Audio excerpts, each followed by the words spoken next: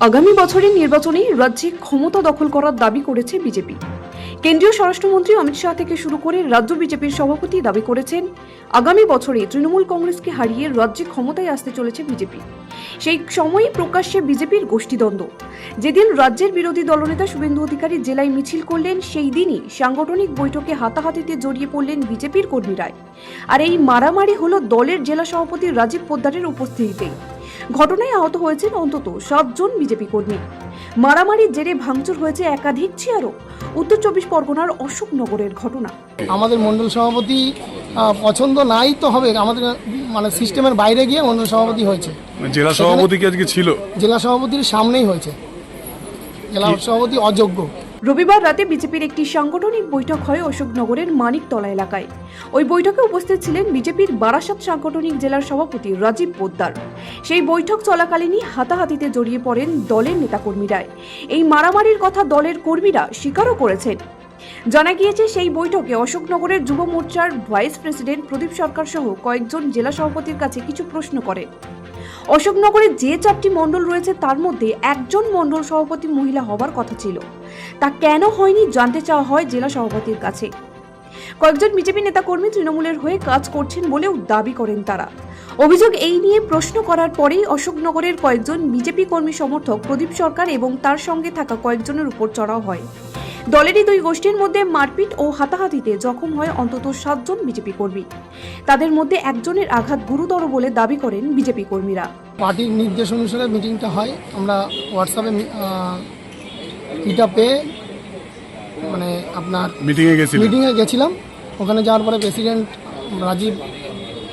রাজীব পোদ্দারকে জিজ্ঞাসা করি যে এখানে 4টে মণ্ডলের মধ্যে একটা মণ্ডল মহিলা হওয়ার কথা ছিল, এটা হয়নি কেন?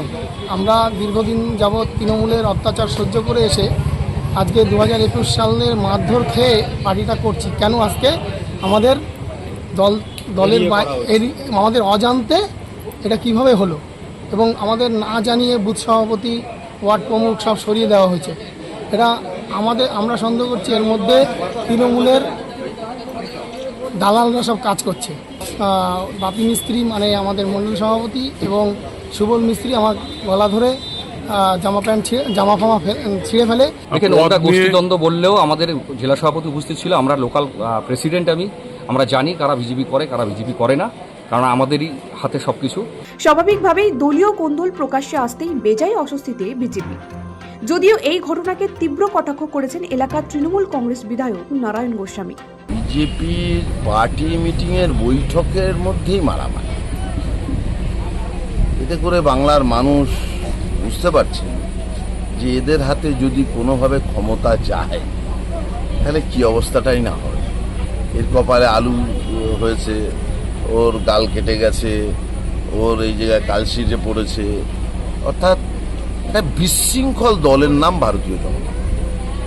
নিজেদের কর্মী নেতৃত্ব সভাতেও তারা শান্তি রক্ষা করে সুষ্ঠুভাবে আলাপ আলোচনা করতে অক্ষম।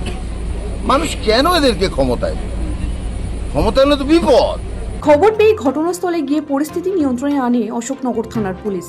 রবিবার রাতে এই ঘটনায় উভয় পক্ষ থানায় লিখিত অভিযোগ দায়ের করেছে। দেবসেন ও রজদাসের রিপোর্ট, সময়, কলকাতা।